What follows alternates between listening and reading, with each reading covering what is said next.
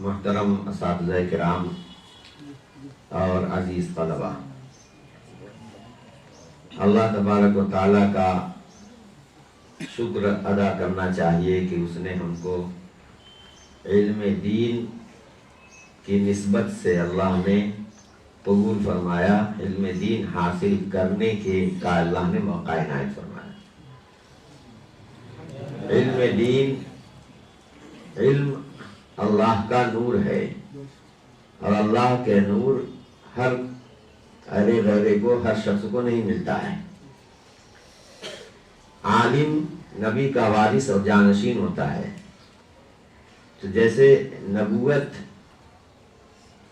تو وہ بھی چیز ہے اور علم حاصل کرنا کسبی چیز ہے۔ خود اپنے طور پر آدمی محنت کرے گا، جتنا ہی زیادہ علم حاصل ہوگا، لیکن اس میں اللہ کی توفیق کے بغیر کچھ نہیں ہو سکتا۔ اللہ تعالیٰ نے آپ کو لاکھوں کروڑوں بچوں میں سے چن کر کے اس مدرسے میں جمع کر دیا۔ آپ بہت خوش قسمت ہو، آپ بہت خوش قسمت ہو۔ علم حاصل کرنے والے شخص کے لیے اللہ کی سب سے طاقتور مخلوق فرشتہ، تو فرشتے اس کے طالب علم کے ادب میں اپنا ہاتھ روک کر کھڑے ہو جاتے ہیں۔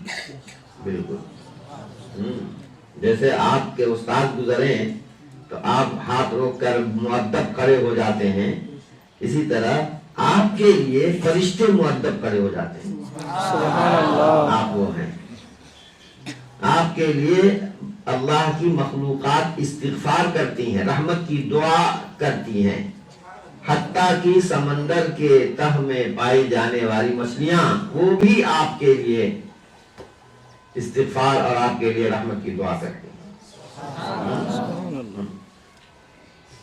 اللہ نے جو فرمایا کہ جن کو علم حاصل ہوا وہ اور جو علم صحیح نہیں رکھتے وہ دونوں برابر نہیں ہو سکتے۔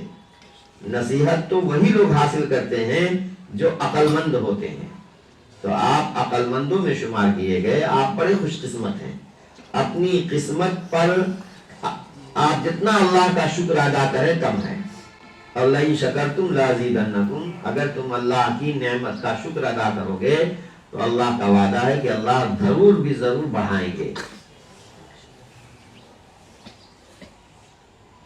علم دین حاصل کرنے کے لیے سب سے پہلی چیز تو یہ ہوتی ہے کہ نیت آپ اپنی صحیح رکھیں کہ آپ علم کیوں حاصل کریں گے، تاکہ ہمیں یہ معلوم ہو کہ اللہ کس سے راضی ہوتا ہے، اللہ کس کام سے ناراض ہوتا ہے۔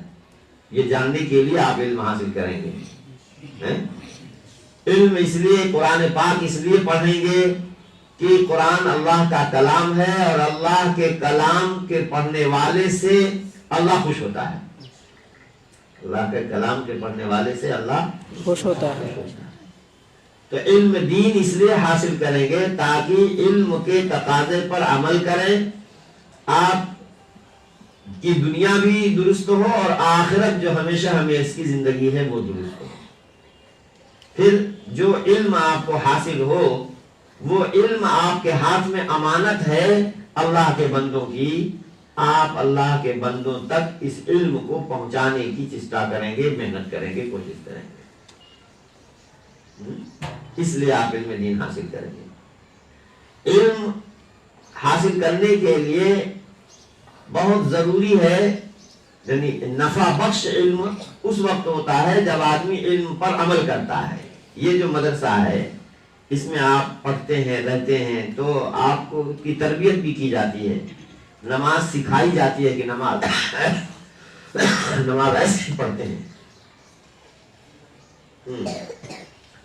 نماز ایسے پڑھتے ہیں۔ ماتا پتا کا یہ حق ہوتا ہے، پڑوسی کا یہ حق ہوتا ہے، چھوٹوں کے ساتھ ایسے پیش آتے ہیں، بڑوں کے ساتھ ایسے پیش آتے ہیں، جھگڑا لڑائی نہیں کرتے ہیں، مار پیٹ نہیں کرتے ہیں، کوئی تمہارا حق اگر دبا دے تو اس سے جو ہے اس کو سمجھا کر لو، نہیں تو پھر تو صبر کر لیا کرتے ہیں، صبر کرنے پر اللہ جنت دیتے ہیں۔ تو یہ سب چیزیں آپ کو سکھائی جاتی ہیں یہاں پہ، ہے نا۔